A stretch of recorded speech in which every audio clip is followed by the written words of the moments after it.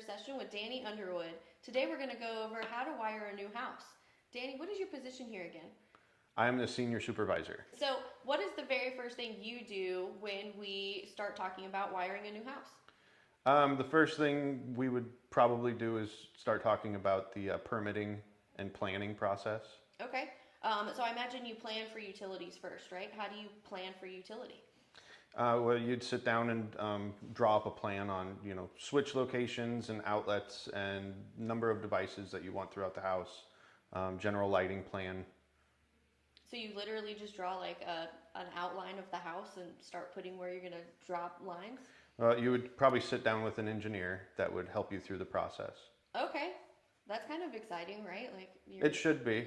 People should be excited to build a house. Yay. And then I guess after utility, you start looking at making sure you have a plan for safety, right? Absolutely, yeah. Safety is very important, and making sure the electrical is done to code and is going to be performed by a licensed electrician. Okay. And so are there certain essential safety features that you work into your plan? Yeah. There's like GFI protection for your house. There's arc fault protection, which protects, if you do have an issue with the device, that it trips the breaker before it causes any kind of harm to the house or person. And what is GFCI? GFCI is ground fault circuit interruption. So it can be either a breaker or an outlet, but it essentially stops the current before it causes bodily harm. And that's usually placed in places where it's wet, right? Yeah, those are damp locations. Your garage, outside, bathroom, kitchen should all be GFCI protected. Perfect. And so you essentially know where those are going to go before you even start wiring the house. Yeah. That's kind of cool. So I guess the next part of the planning would be to make sure that the house is ready for the future. How do you future-proof your house? When it comes to electrical, it's important to have a panel that maybe has some spare room in it for future add-ons. Another thing that people may not be thinking about right now is car chargers are becoming very popular. So having maybe even the pre-wire done when you're building your home for a future car charger would be important. Okay. So before we start the actual wiring process, is there any last red tape we need to cut through? Just once again on planning and permitting, you'll have to make sure that your local city or county that you're working with is okay with the way you're doing things. It might seem like overreach, but it really is just reassuring that everything's code compliant. Okay, so next we actually start the actual wiring process, right? The installation, I imagine, happens in phases. What is the first part of that process?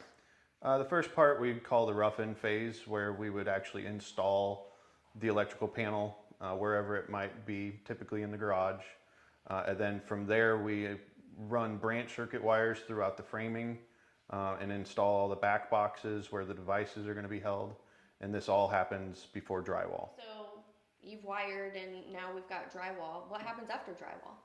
Well, even before the drywall goes up, we would have to have an inspection so that the local jurisdiction can come in and make sure they are okay with all that. But after drywall, we would typically wait for the painting to be done, and then we'd start installing all the devices and trimming out the lights and actually turning power on and making sure everything works.